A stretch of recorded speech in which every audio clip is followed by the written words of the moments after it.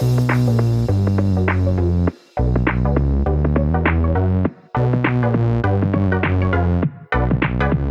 welcome everybody to another episode of Chris and Dave's Reality Cast. I'm one of your hosts, Chris Faux, and my co-host and very good friend is Mr. Dave Horrocks. Hi there, Chris, and hello to all listeners out there. Welcome to Chris and Dave's Reality TV Cast. We are covering Love Island Series 8, Episode 44.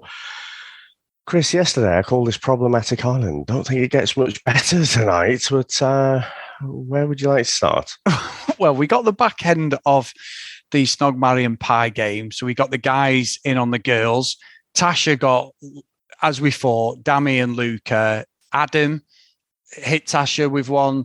There was a couple of little surprises, Dave. I mean, Billy, what a bellend he is with Danica. What a fucking bellend. But then, Yep, Dami as well.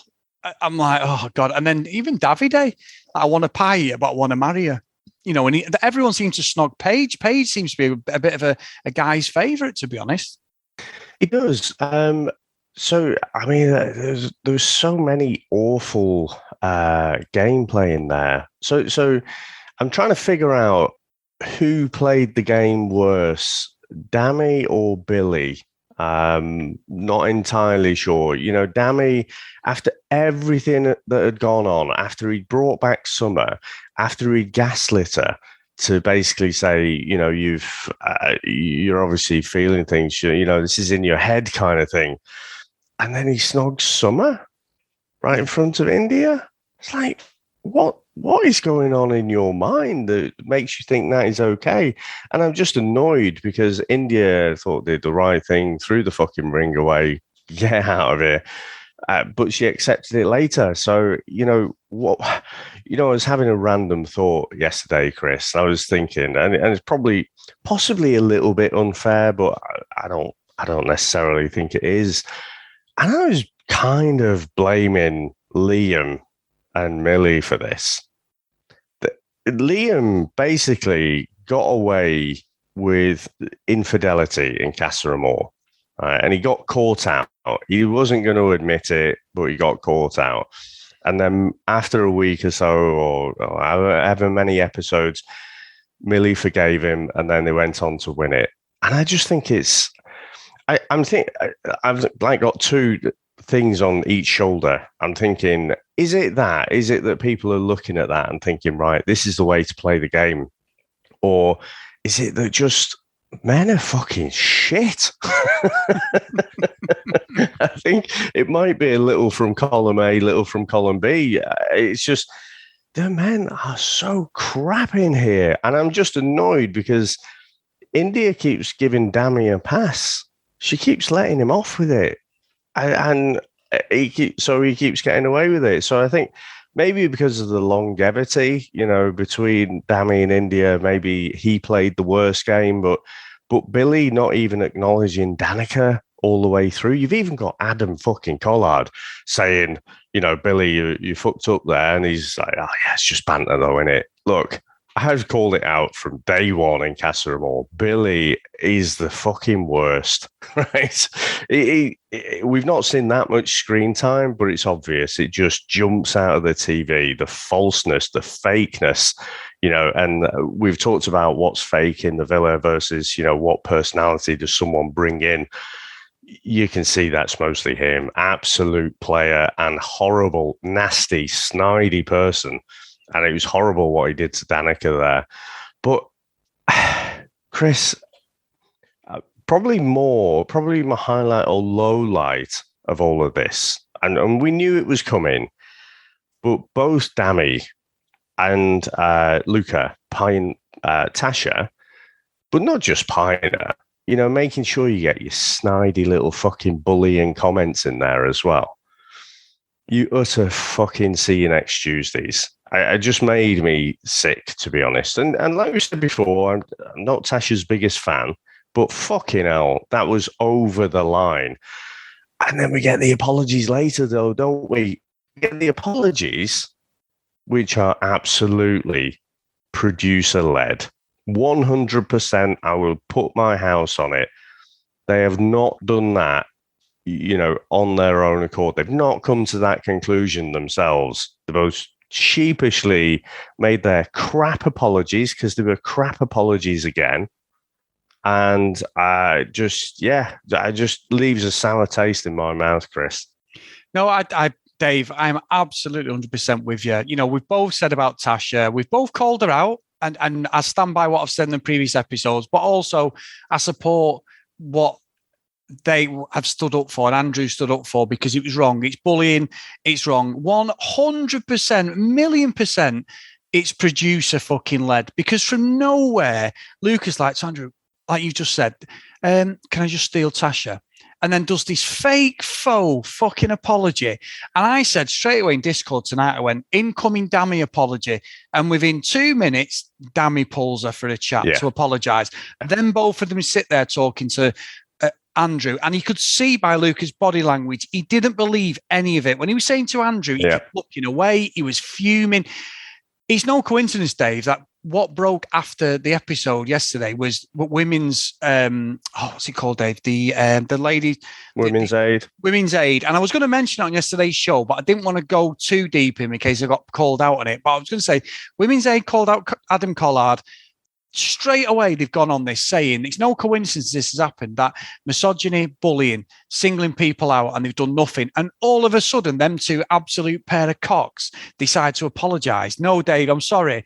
It's unforgivable. And the producers are fucking idiots. And I think what it is with Love Island, any PR or any news is good news, whether it's good or bad, because it's got people talking on social media, and a lot of these shows and a lot of the money and everything that's generated goes off social media. So the more this show is talked about, it's been on the national news, locals, everything. It's been all over because of Luca and Dammy and some of the things that have gone on this series, and that they don't care, Dave. And they've got, and again, when they've gone too far, they then come in. And obviously, Luke and Dammy have got to do this, because we're going to get the full fucking fairy tale Cinderella love story now for the next couple of days. I think going into next week, probably. God. So I think this whole thing with you was complete, utter fucking horseshit, Dave. And again, why the fuck is Gemma not saying something, Dave? Unless she believes it and she's not saying any. I said this the other day. I'm not just putting it at Gemma's door. India as well. They are letting them get away with doing this to one of their friends. And I just do not understand it, unless they feel it exactly the same, but they haven't got the bottle to say it to Tasha. I don't know, but they're not being held accountable. And someone's pulled him. Exactly what you said. It's fucking bollocks. It was the biggest scam I've ever seen, Dave. They are not going to keep their mouths shut. And yeah, I was disappointed in tonight's episode because it was so fucking fake. Yeah, and I was actually thinking, you know what, Andrew, we've called him a little bit wet, you know, bit of wet letters and whatever. But I was actually thinking when I was watching this, he's better than me in that when Luca comes over for the apology, fair play to Andrew, he made the decision, Tasha's. You know, he said, I'll stay here if you want, or, you know, I can go. What do you want me to do? So I kind of felt, fair play. Chris, I'm just born of a different generation, probably. I'd have fucking squared up to that. Fucking see you next Tuesday. I'd have been like, you can fuck right off, right? Don't fucking come near us. And that is not the right thing. But I can't help but feel that the way it's gone, and this is not apologising about the fucking Snog, Marry, Pie game. This has gone on and built up over a series of weeks. The relentless fucking comments, the relentless fucking bullying. So I'd have probably gone for it at that point. Yeah. So well done, Andrew. You probably did it the right way, and you're a better man. Yeah, I agree, Dave. I agree. I think that well put that, and you're right. I mean, I'm like you. I can tolerate so much, but when it's something like that, no, it's not right at all. It's not right, and I just think, look, we're talking about it again. We keep saying, you said it a few times, like we're on wind down now and that, and it doesn't seem winding down on anything the whole episode. No. And you can judge that by the amount of emails we're receiving, people fuming with what's going on, quite rightly, and calling things out, calling us out. You know, it's a measure of what the show he's doing when you're getting like the correspondence from all our listeners on that day. But yeah, a real sour taste that. And I think for the rest of the episode, I was just in a bad mood because I think Danica's been, like you say about Billy. Deji was good. He called Billy out for being a dick. He went, well, you are being a bit. He went, I'm not being a dick. He goes, and he went, well, you are. Oh, really? What a legend. Fucking I loved top. it. Yeah, I'm not. I just treat me like a dick. I'm not a dick. Well, you are a bit. Just honestly, in that moment, Chris, Deji was me in the villa. The only thing that pulled it back was he said, just a smidge. I'd have been like, no, actually, maybe more than a little. But he was just, and again, the falseness, the fakeness, you could see from that first interaction with Paige, the way he's so over the top with the guess my birthday thing, and he stands up and he's jumping around. Oh, I can't believe it. You guessed my birthday. It's just, you can tell the falseness of it. And, I'm still waiting for him to be funny, Chris, that I keep hearing about, but he definitely wasn't funny tonight. And I'd mentioned it before, but his treatment of Danica was disgusting. And I'm glad she tore some strips off him. And I think rather than just fucking take his medicine, again, he's just belittling back and just showing himself to be a nasty little fucker. And honestly, he will go tomorrow, and good fucking riddance to him. Yeah, I agree. I think the way it was framed, and obviously we got the thing at the end. I've got another. I'm on it today, Dave. I know we both are really, but it's fucking bollocks, right? That the way they've done this again, that they've put it in the actual Islanders thing, because so we get Dami and Billy, and obviously we've got Summer and Danica. I think that Summer and Billy are going to go, and Summer's saying they think Danica could go because, and I think you'd said that tonight because you had a lot of chances. But it's the popularity within the villa, and I don't know how the girls sit. Maybe they like Summer more. I don't know. Other guys, sorry, who they like more, Danica or Summer. I don't know, but it's bollocks this, Dave. They should just let the fucking public vote him out, because this is where it becomes Friend Island, because there's no way Dami's going. There's no way at all. I think Luca and Dami should go, if I'm being honest, but they didn't have the bottle to say it's three couples, and I'm hoping it would have been Luca next. Yeah, that's the worst crime for me. That's worse than giving it to the Islanders. Because sometimes, you can have some good conversations and then there's some bad feeling, even for the people who stay, and it creates some good drama. But the fact that they've cut it to 2, and it's almost always fucking 3, isn't it? For a fact that Luca was in the bottom 3, but they couldn't risk Gemma walking and not being able to get the Owens in.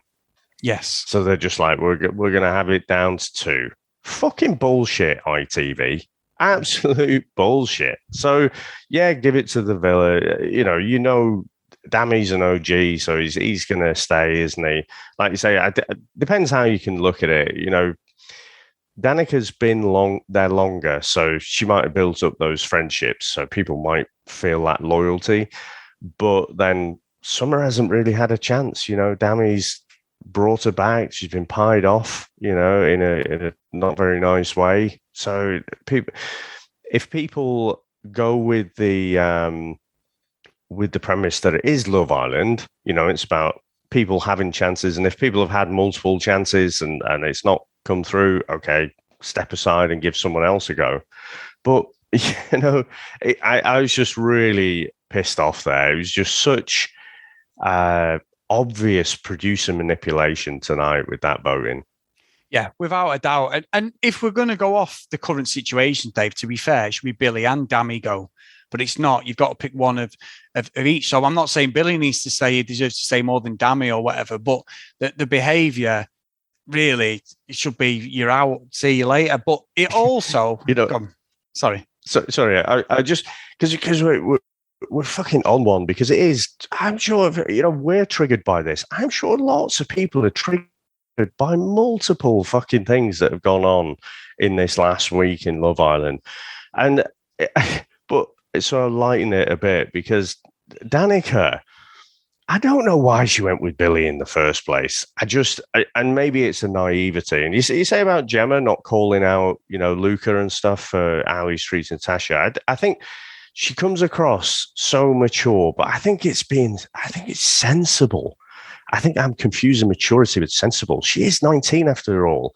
So she doesn't have that much world experience. And maybe she just doesn't quite recognize, she doesn't love what Luca's doing, but it's not too bad. It's okay. It's just a few comments here and there. So maybe it just doesn't register with her, is how I would see that. But, when Danica's going on, it's like, why me? I don't think Deji could have made it any more fucking clear that he wanted to get to know Danica, and he's right there. And it reminded me of The Simpsons. I don't know if you remember an old episode now, but where Mr. Burns is like, "What I need is a patsy," and Homer Simpson's in the background going, "Hello." Yes, he's like, that one. "What I need's a patsy." He keeps saying it. He's like, "Hello." There's like Deji in the background. Danica's like, why won't someone just be interested in me? And Deji's like, hello, I'm right fucking here. So, yeah, hopefully, I think it might take one of the other girls to just say, you're saying you get no chances. This is predicated on the fact that she stays in. If one of the other girls just says, look, Deji's right there, just give him a chance. You haven't go at Billy rightly because he didn't give you a chance, but just give Deji a chance. See how it goes. And we'd had the message the other week, hadn't we, about, maybe Danica's kind of communication style. Maybe there is a touch of autism or something there where she just doesn't pick up on those cues that, she can't read people. And I think, just one of the girls, just have a fucking word. But Deji, he's sending out all the signals that he's interested.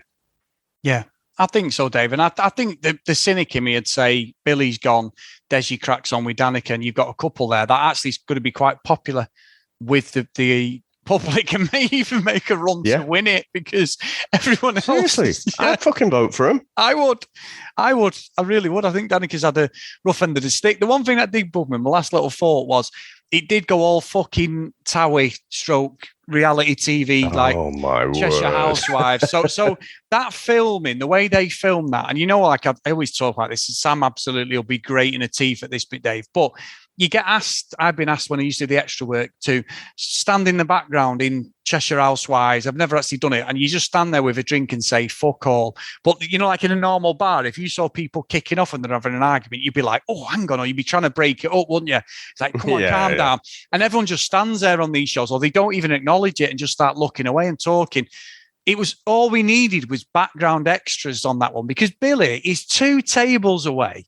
And fucking Danica's giving it the big one. And you can clearly hear him going louder and louder with Gemma and everything. And it's like, you can see they've gone 3, 2, 1, go. And they've reshot that a few times. And then Danica went over and went full on Gemma Collins on Billy, giving him a right bollocking. Quite rightly, it's been coming for a long time. I agree with it. But it just didn't seem authentic. And because we had that Dynasty Joan Collins Vaseline thing across the screen, Dave, like it was a movie or something, I wasn't buying any of it, unfortunately. It just felt so well rehearsed and everything. Because what they say in Towie is when things happen, or originally, I'm sure now it's completely fake, but originally it was, they would tell the producers things that had happened, and then the 2 people would recreate that scene again with extras, with other people involved. But it was all about that originally, whereas now it's completely fake. But that's what it felt like. It felt like Billy and Danica had a discussion. They'd not been able to catch it properly, even though there's all the cameras, or it was maybe in the fucking toilet or the shower and it didn't look very good on camera.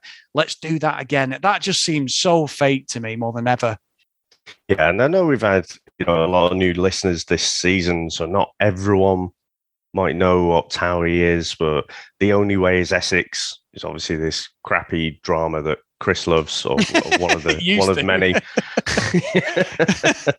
But Chris, honestly, and we talked about this a few weeks ago, actually, didn't we? That in the villa, they've got all the automated cameras and everything, but when they're out on location, they do have to have all the cameramen there and everything, and that, your sound boom on and everything. And honestly, when Danica's sat down with Ekin-Su and Gemma, I was just like, oh my God. It came across like really bad soap opera acting. It was just terrible. And the kind of the effects, the sheen effects that it had, gave it that Towie feel, I think. But yeah, it was the acting more than that. Like you say, it was just like 3, 2, 1, go. Now have that conversation. Yeah. It's like it did look so bad, but I'd have preferred, Danica to tear some strips off Billy before that, and in the villa. And I don't know, Chris, why do you have to go to that fucking place anyway? You've got some no mark fucking DJ who Joe's probably going to say to me is really super famous, but like, I don't know. What's he going to do? Put on some fucking Careless Whisper. This is one for a slow dance, Right, let's bring it back up again. Here's a bit of Agadoo. I don't know. Fucking DJ. It's fucking pointless. So, do you know who he is, Chris? I know who he is because he was on Geordie Shore, Dave, and he actually was a bodybuilder. He's won some bodybuilding competitions. It's Joe Corey, whatever he's called. But I knew him. Sam knew him before me. She's like, we recognise him. What's he off? And then I was like, yeah, I don't know. And I was like, maybe it's just seen him on. Anyway, went on thinking it was Geordie Shore he's been on. And we used to watch that all the time. So I don't think he was on it for long. He might have been. I don't know. We've dropped off a bit, but I do recognise him. But Dave, I knew the song. Definitely, at least I knew the song this time, so I can't get called out. I mean, you just mentioned Agadoo, Dave, and obviously, you are slightly older than me, so just playing it up a bit. I know, I'm joking, but no, it was interesting. But Dave, we've had some emails, my friend. We have had some emails, so this is a great one. First time emailing in. This is from Kerry Ann, and it's called "In Defense of Davide." Dear Chris and Dave, I love your podcast and I've been inspired to write to you so many times in the past. This is my first bit of correspondence, however, and it's because I feel compelled to raise certain issues that may have been overlooked by your good selves. Firstly, I'm a 37-year-old woman from the Caribbean, Trinidad and Tobago, and I'm a huge Love Island fan. I stream it every night, and to be honest, I've been wondering if what I see is different to what is shown in the UK. Since Casa Amor, the producers did show on the second and third night of Casa Amor episodes exactly what was shown to us during movie night. We saw Ekin-Su under the covers claiming she was hot, but looking quite hot and bothered. Then we saw her the next morning having a conversation with George, asking him not to say anything to any of the boys. It had been so irksome to me not knowing what happened and watching Ekin-Su act very innocent about her actions at Casa Amor whilst trying to pretend, or poorly act to be honest, as if she was upset by Davide and his actions in the villa. He, on the other hand, did not try to hide his transgressions. I subsequently saw George on a vlog entitled Under the Duvet on YouTube, confirm in his own words that he and Ekin gave one another manicures for approximately 10 minutes, and when he tried to kiss her, she stopped him. In the clip shown, we saw probably 5 to 10 seconds of something suspicious, and maybe it was because it had been so subtle. George admitted that he never got the opportunity to say anything at the villa, and he had been shocked to realise that Ekin had never admitted to it and also acted as though she'd been completely innocent at Casa. Now, when I consider all of it from Davide's point of view, he must have trust issues after she lied to his face about her whereabouts after she was sneaking around kissing Jay. This is natural for any person, man or woman. Also, even though I'm a girl, I perceive a real double standard surrounding the constant defence of Ekin-Su by many women that I am sure would not have taken place if it was a lying, cheating man. Whilst I know that Ekin was unable to respond to George's assertions, the conversation on the morning after the incident at Casa Amor, her previous proclaiming for lying, despite knowing cameras are constantly watching her every move, suggests to me that George may be speaking the truth. Thus, Davide is well within his rights to have doubts and to express what he expressed to her last night, post the movies being shown. I, as a woman, would have acted the same way in the face of dealing with a confirmed liar. When they rekindled, I was so sure they would win the show. She brings wonderful drama and he's very humorous. I actually was not a fan of his ego. I, however, feel extremely sorry for him, especially for that moment when he learns the truth, because I think he had actually started trusting her again and insisting on a possibility of a true connection with her. She cannot be trusted and his instincts are spot on. He's right to want to speak to George, and he's also right that she is a liar and an actress. I don't know if I'm getting any better at that, Dave, obviously in the voice of Davide. Please, if you get a chance, rewatch the Casa Amor episode. Stream it if necessary. Love you both, Kerry. P.S. I've always been a fan of Paige, and I really hope she wins, whether it's with Adam or some other bombshell that may come in. So, Dave, that is an unbelievable email. So good. Thank you, Kerry-Ann and Kerry. Kerry, sorry. A brilliant, brilliant email and a completely different perspective, which is what we love talking about. Yeah. And so I think we've got a lot of emails, haven't we? So I think let's power through and then let's have a bit of a chat. Okay. Because I think we've got all these different perspectives, haven't we? So I want to hear all of them first. Okay. So this one's from Julie. Hi, guys. Sorry, this is a bit long. First of all, we're supposed to believe Gaslighting Gary and Mr. Summers not over yet. Both decided to independently give an apology to Tasha and tell how much they like her after the horrible way they've treated her in the challenge and before. She isn't my favourite person, but the way they have spoke to her, laughed at her and picked on her is an absolute joke. Quite obvious to me anyway. The producers have told them about this. Number 2, I'm a big Davide Ekinsu fan and they're my winners, though hopefully his jokes about her are stopping as they're starting to look really hurtful. Number 3, Billy Cheshire Cat. He's like a 14-year-old boy who thinks giggling at everyone's makes it all right. Danica deserves so much better. Like Deji, I agree. Number 4, Paige. Quite liked her to begin with, but I don't understand what they all love about her now. She has proved to be quite snide, and what actually happened with Jax because she forgot he existed the minute he walked out the door. Last thing, this. It's in the hands of your fellow Islanders is a joke. I don't remember in any series there ever being this many times that the public vote was not decided. Anyway, I'll shut up now, but thank you so much for your daily, not daily podcast. They have brightened up my day. Even managed to listen on my holiday in San Francisco. Ha ha, Julie. So another great email, Dave. Very nice. Love San Francisco. I've never been, so I know it looks amazing. So this one, Dave's from our good friend Helga. Now, she sent in a great email, actually, and she's put, here we go. Hello, Chris and Dave. I'm very surprised that you, the fathers of young women, are taking part in belittling Tasha's feelings and criticising her behaviour. She's the one, along with Ekinsu, that everyone who is there in there criticises, demeans and talks badly about constantly. The difference between Ekinsu and Tasha is that Tasha reads lips and is therefore no doubt aware that they are all talking bad about and some more often than we see. In the game, Love Island, competitors must be open to finding love. To do that, you need to get to know people and give them a chance. For Casa Amor, almost every guy who came into the villa was interested in getting to know Tasha, and she was therefore invited to all the dates, and the boys offered themselves. She wanted to know Jay and Charlie a bit better, but she was not interested in Davide, Remy, Jax, or Adam. So it's not everyone she was getting to know a bit better. She had not known Andrew for a long time, so she naturally needed to see if she would get along better with this person or possibly with Andrew. Since Tasha was open to meeting new guys, just like everyone else, she was criticised for doing so because Andrew was so trustworthy and loyal. But Andrew just looked like that because he had never had a chance at other because no one showed an interest in him except Tasha. Adam was immediately ready for all sorts of things. Andrew, was immediately ready for all sorts of things, but obviously Tasha needs more time to feel that way or even be safe. So she often asked Andrew to slow down in the beginning. For that, she was criticised and considered to be playing with Andrew by other contestants and spectators. The only thing she did, though, was tell him that these are my borders as they are now. Do you want to respect them until I trust you further? I think that is normal, but clearly many people think this is playing with emotions. The fact that she's crying does not mean she's unhappy with Andrew. She's constantly under criticism in there, and he's so regularly told that possibly the whole of Britain is also criticising her, which is unfortunately true to some extent, as there are disgusting things written about her and her disability. She said it in the shows. Do they hate me because of the disability? Which means she's been criticised and humiliated throughout her life because of her disability, which also indicates why she does not trust people immediately. Luca himself is very sensitive. He could not sleep with Dami.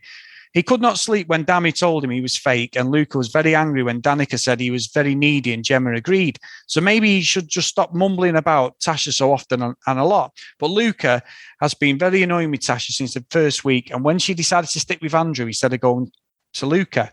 Sorry how far this is from me. I clearly care more than I thought. Best greetings from Iceland, Helga. So, God, Dave, that's a hell of an email. Thank you, Helga. That's brilliant. Brilliant stuff. So much to unpack there. I've written down a couple of notes here, but let's time to the next one. Right, okay. So we've got one from Jason. Seriously, I need the producers to show much more of Davide and Ekinsu. I just love how real the connection is between them. Unless something bad comes out of a Twitter challenge, I can definitely see them winning it all. The only real challenge is Paige and Adam. Otherwise, Luca and Gemma will probably come in third, and Tasha and Andrew may squeak by with fourth. I don't know why Summer acts so surprised that she's been in the bottom 2 or 3 each time she's joined the villa. She hasn't done much aside from the Dammy drama. I hope Dammy is dumped, but we all know that they'll save him over just grinning clown Billy. Look forward to the final week. I can't believe all these episodes have come and gone by so quickly. So there you go, Dave. Yeah. So this one's from Jess. Hi, Chris and Dave. A lot of feelings going on, so here are my opinions that you've never asked for.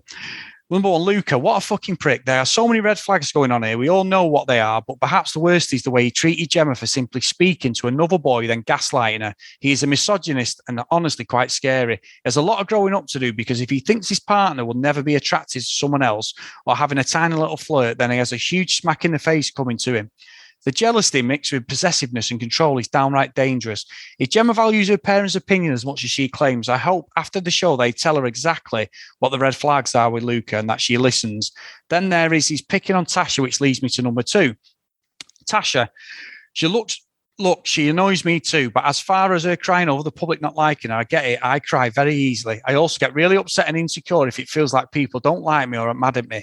I think it was less about gameplay for her and more about being really insecure and feeling down about not being liked. And I get that.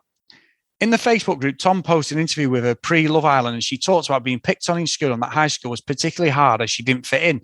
She's only 23, so that is pretty recent, and she's still probably working through her insecurity. Her disability makes it worse. Having said that, yes, her waffling back and forth is annoying, but Luca is a prick. He targets her over and over again. I can see how it wears her down. He does it on purpose. Kick the one who is down to make yourself look better. Man, I hate him. Number 3, Deji and Danica for the win. Billy sucks. He isn't really into her, and I hope she sees it. Deji is being bold and growing for what he wants and going for what he wants, and I think they may be a good couple. Number 4, Ekin. I posted about this on the Facebook group, but I saw a slowed down version of the video on Reddit, and her hands were above the covers the whole time.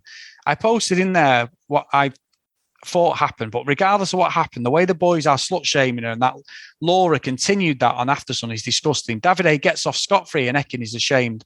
ITV have handled this recklessly. We have George out here being a sexist pig running his mouth and she can't even defend herself. I agree that the way she says over and over nothing happened isn't helping, but honestly, why should she have to bow down to Davide? We need to believe women. I am one of the people that saw her set a boundary with George, and I think he crossed it. Anyway, the whole situation enrages me. All of the women know men who lie and exaggerate about us in order to slut shame us and brag to their boys. It is toxic. Lastly, the boys this season are some of the worst misogynist wankers we've ever seen. ITV needs to do better casting, or is this just young boys are nowadays? Thanks for listening, Jess. So that's quite a powerful email.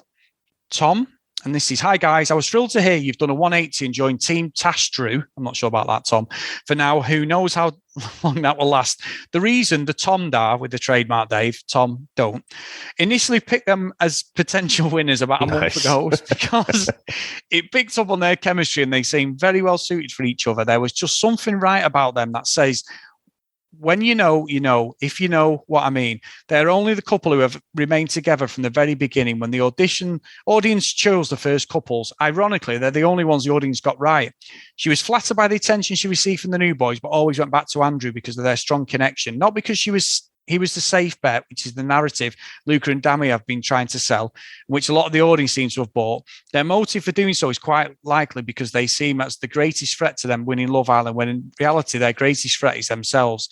Their behaviour on Love Island is what makes me worry about the impact Love Island has on influencing the behaviour of impressionable young men who watch it. Liam last year got away with being unfaithful and managed to win, which ended up being the blueprint for the boys this year. I worry about the impact on boys, young men who watch their behaviour on TV, which leads me on to the term gaslighting. It derives from a 1940s psychological thriller set in London called Gaslight, which was based on a play from the 30s called Gaslight. It's a powerful and disturbing film I watched as a young teenager that, along with the family dramas they were going on at the time, influenced how I value honesty as the most important personality trait. I think this is why I empathize with Davide. Davide's trust radar, or Davidar, is on a hair trigger now. The psychological after effects of Castro Moore have turned into a Hindenburg-level disaster, which isn't much fun to watch. I actually hope they drop it like they did the lie detectors. And then he's included a video, Dave, as well, regarding the film. So anyway, thank you, Tom. Brilliant. And then he's put, P.S. apart from the dislike of Andrew, Dave and I are on the same wavelength about pretty much everything, especially about Billy, the bottom feeder, being the worst. And you both make me laugh. Is Chris Hill was the latest classic? Well, clearly, Chris, Tom is a discerning gentleman with considerable good character. Or a judge of character, if we agree on everything. So, no, brilliant. I didn't actually know that about the term of gaslighting and where it came from. Like I say, up until recent times, a few years ago, I didn't know what the term meant. So, by crikey, there's a lot of great points, a lot of opposite points as well. So I wrote down a few things. So let's start with Tasha. I do think, I try not to go on to Twitter because it's a bit of a cesspool, quite honestly. You're like 2 clicks away from toxicity. And so it just, for my own mental health, I try not to go on there very often anymore, which means like 5 times a day. But so the whole crying thing with Tasha, I think I said it the other day, so I don't want to completely repeat myself. But for me, that was kind of the 4th event. And I think the crying at being in the bottom 3 is kind of mixed up in what came before. Getting to know new guys when they come in, new bombshells, absolutely fine. There is nothing wrong with that. It's Love Island. It's what we expect. We want people to find the best connection. What we don't normally see is people sending out all the signals that, they're invested, and that for me, those 2 things don't go together, and that is why before the whole vote thing, that's why she isn't popular. So that's why, she's not become less popular because of the crying. The crying came after. So that's just how I see it, Chris. I don't know if you have any thoughts on that. No, I think to be honest, the whole thing with Tasha is, like I say, I stand by what I've said in the past, but I think the way this has been going on for the last few days, Dave, it's made me uncomfortable. And it has made me think like, were we too harsh on her? Obviously we're there taking the piss and calling things out. I don't think what we saw and what was edited on the show, I think I stand by what I said, but like now it's just wrong, completely wrong. It's out of order. It's verged on bullying. I said that on yesterday's episode. Yeah, I think with them two, they've just got to leave it now. Hopefully they leave her alone, Dave, and that's it. I don't know whether they will, but I hope they do. I just don't think any of it was real, if I'm being honest. And Luca's face was saying something completely different to what words were coming out of his mouth. So interesting. What did you think? Sorry, go on. Yeah. No, and we do flip flop, and actually I've got a voicemail about that, Chris, which I'm going to share with you shortly. But it's because we call it how we see it, and we always say we're never right. These are just our opinions and what we think about it, and that's why it's brilliant to get these emails that if I saw it that way, because we do try and see it from all perspectives, but we don't always succeed in that. I just think, again, let's separate the whole crying at being in the bottom 3 thing from the opinions that were already formed around Tasha and how she was with Andrew and, with the bombshells that came in pre-Casa Amor. And then you could say, during Casa Amor with Billy, fucking hell, that aged well, didn't it? But in the last few episodes, I think for us, we've definitely flip-flopped.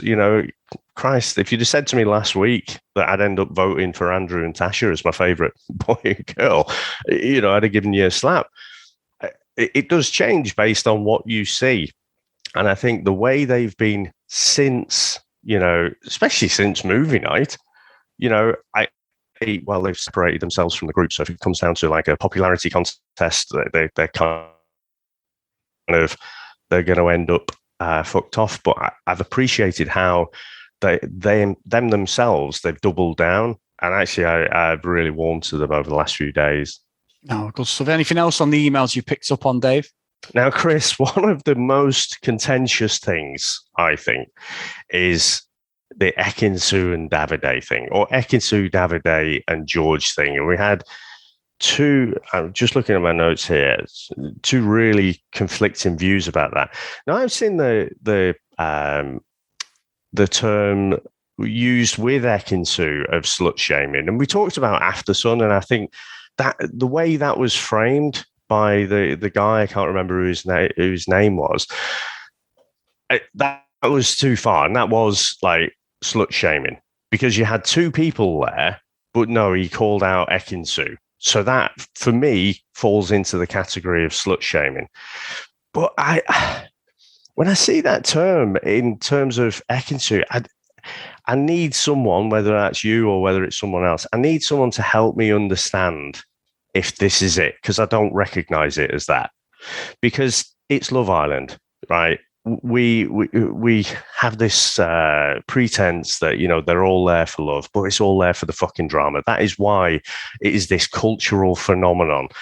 And you get all the drama, and then they chuck them all together, and then they form these relationships. Then they, you know, it's like musical fucking chairs half the time, isn't it? And then they go into Casa Amor and see, can they pass the test or what have you? And then whether something happened in the bed or not with Ekin-Su and George, that's what we've had from Love Island since the start. You know, the whole thing of putting them in the same beds together is, does this create this level of intimacy quicker than like just a normal relationship in the outside world? So if Ekin-Su and George did fumble about a bit, fine. I think that's they're not the fucking first to do that. They won't be the last. So I don't understand why that is categorized as slut shaming. For me, this is, again, the context is important here about, you know, does Davide believe her or not? In this very, very short time we've had in the villa, Ekin-Su had been caught out by Davide for lying. Not Ekin-Su had lied and then came to him and said, look, I was caught like a rabbit in the headlights. You asked me, you cornered me, and I said something. I said it was stupid. I should have just said straight away, I was up there with Jay. Yeah. No, Davide had to do his own little investigation, find out from Jay that he was up there, and find out for himself. So why should Davide, by default, just trust implicitly and absolutely what Ekin-Su says? Yeah. I agree. I genuinely don't understand. Dave, I think that's a perfect reply, to be honest. Anything else before we wrap up? You know, I don't. Yeah, I was just going to say, I fucking hate, honestly, talking about myself. But the reason I'm passionate about this thing, and I want to understand it perfectly, I hate fucking talking about myself. But you know, I went from a position of absolute trust, and then over a period of probably half a year, where you go from that position of absolute trust, and then weird things happen, and at first you just like brush it off, and it's like, huh, that's weird, and then you get on with it, and then something else happens, you're like, oh, that's weird as well, and then you start to build up a picture, you start to build up a trend, and then you become fucking paranoid, and then it fucking grinds you down. It wears away at your mental health, and you end up thinking, am I fucking crazy here? Am I being a paranoid, delusional maniac? And then eventually you find out, oh no, fucking that absolute trust was bullshit. I shouldn't have had absolute trust. So I think for me, that's why I'm really keen to understand, well, first thing, why this category of slut shaming, because I don't get it. For me, it's not about that. It's about the trust. It's about the initial lie-in. So it sets out a pattern. And yeah, just the whole kind of implicit trust, you know, on fucking Love Island, right? And I don't care if we've slowed down a video, an edited video of exactly what the producers want us to show. It's like trying to look through a keyhole and trying to map out the contents of every bit of the room. You can't do it. We saw about, 10 seconds, was it, of a whole night? We can't draw any conclusions. That's why I say it's inconclusive. But ultimately, who gives a fuck? Yeah. Excellent, Dave. Excellent. So, are we ready to wrap, Dave? Now, Chris, almost. Yeah. I've got a little voicemail for you. Oh, no. Go on. Are you ready? Yes. Hi, another great episode from you boys. Just wanted to jump in with a couple of things that I don't know have been discussed yet. The first one is this, that the behaviour of the men mainly in this series, I know the girls do things too, so it's not a sexist thing I'm saying. The behaviour of the men, how they acted in Casa Amor, and then to get away with it and the partners to take them back and it's all fine and blah, blah, blah. What I never get on these shows is that's how they've behaved, knowing you'll find out and knowing the cameras are on them. What on earth are they going to be like when there are no cameras on them and you're not around? I have no clue why they don't take this into consideration. I don't know why they think, oh, it'll be fine on the outside world. It'll be worse. There'll be women throwing themselves at them and they'll think they can get away with it because guess what? When you found out before, they got away with it. My God, it drives me crazy. Second point was Tasha. And when she broke down about the fact that she wasn't very popular. Now, I have been up and down with Andrew and Tasha, as you boys have. But with this particular point, if she can't cope with a bit of negative press, then they should not have put her in that villa. You are on the wrong show, my friend. Why do you want to be famous if you can't cope with the negs? I think everybody who goes in there absolutely thinks that everyone's going to love them and it's just everyone else that's going to get bad press. And it's so bloody naive. It drives me crazy. And also, did make me think about Tasha. Oh, she just wants to be popular because she's crying because she's not. And that's a horrible place to be. I don't know if I feel sorry for her or if I think she's a twat. I can't make my mind up. Third thing, God, sorry I've rambled on, is 180 Phelps. Oh my God, how I laughed. 180 Phelps.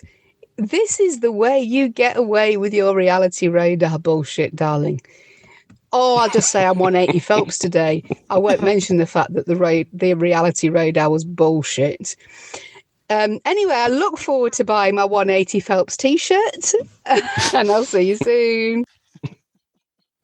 Now, Chris, I've realised Joe is onto something there. You've been gaslighting all of us, me included. I hadn't even picked up. I hadn't joined up the reality radar, which, to be honest, is as flaky on its own as anything. But I hadn't noticed this joining up with, I'm just going to do a 180 today. What have you say to that? Fuck off.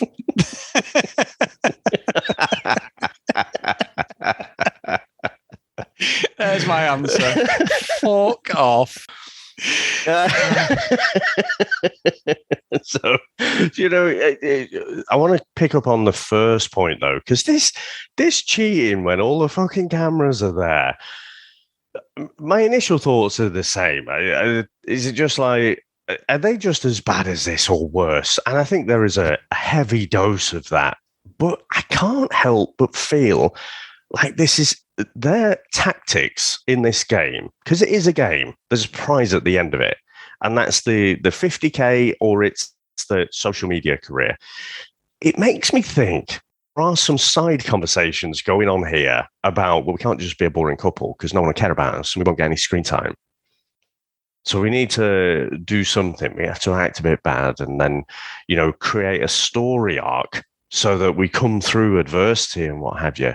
That honestly, that is where my mind is right now with my tinfoil hat on. I just think it's just bizarre how so many of the boys, have acted so badly. There's no one who's just like going to Casa Amor, just fucking having some friendly chats, but that's it. Like Teddy, imagine Teddy did say a couple of things, didn't he? I can't think of a good example, but there's been loads of guys, haven't there? And loads of girls who've gone into Casa Amor, both sides, and then just been like, yeah, it's all good, enjoy this week here. but then, you know, you go back to the person you coupled up with. It all smells like too much tactics. I think you're right, Dave. Tactically, people are worded up before they even go in. So you're right. People have watched the show. Like I said, the Adam Collard thing's the best. That's Adam Collard. Bull fucking shit. So, yeah. If you want to win, speak to an ex-contestant, and I'm sure they're all friends of friends. We know that Jasmine, who we saw nothing of on the screen time, her best friend is Adam Collard's ex. So she was never going to be in that villa at the same time as him, because it ruins the whole bombshell thing, which, to be honest, he's been like a damp squib, really. He's done fuck all on toast, if I'm being honest. You know, so he did create an initial ruffle, but I don't know. The fact is, you know, he's and stuff. He's the best one in there. Degenerated that these boys are so crap. A fucking gaslighter who's, you know, villainized. I've not watched the series, but from what I hear, quite rightly, and he's the best bloke. It's just fucking bizarre. It is. So, thank you. This has been a long one today, Dave. Thank you to everyone who's emailed in. We got through all them, guys. We start afresh tomorrow. And again, I think the drama's on its way. So if you want to support us, get over to patreon.com/CDRealitycast. If you want to email us, cdrealitycast@gmail.com. And if you want to follow us on social media, @CDRealitycast. So today's roll call of honour is Kent Gustafsson, Lucky Lula Green, Lauren, Haley, Hennessy, Susan, Priscilla, Hannah, Dee Dee, Katie, Libby, Helen, Joanna, Amy, Noreen, Jacqueline, Neve, Brianna, Helen, Keith, Michelle, Gillian, Tom, Zoe, Kristen, Maggie, Gavin, Annabeth, and our new Patreon is Kate. So thank you so much, Kate, and thank you to everyone who supports us past and present. It's so kind of you. And thank you to Joe Russell. I know she's one of our patrons, but Joe, a brilliant message, but there is no such thing as a Phelps 180, okay? It's just 100% accuracy, guaranteed every episode. There's no such thing, right? No such thing as a Chris Phelps 180. All the musicians out there, you know, let's sample Chris's, all the times Chris has said, I'm going to do a 180 again and stick it into a tune. And on that note, mate, there is your challenge, should you choose to accept. Thank you very much, mate. I know it's been a long one, but obviously lots of things going on. We like to poke fun, but lots of serious stuff and triggering stuff going on there as well. So really appreciate that and all the feedback and everything as well. And thanks for listening, everyone. I'm going to speak to you next time. Bye.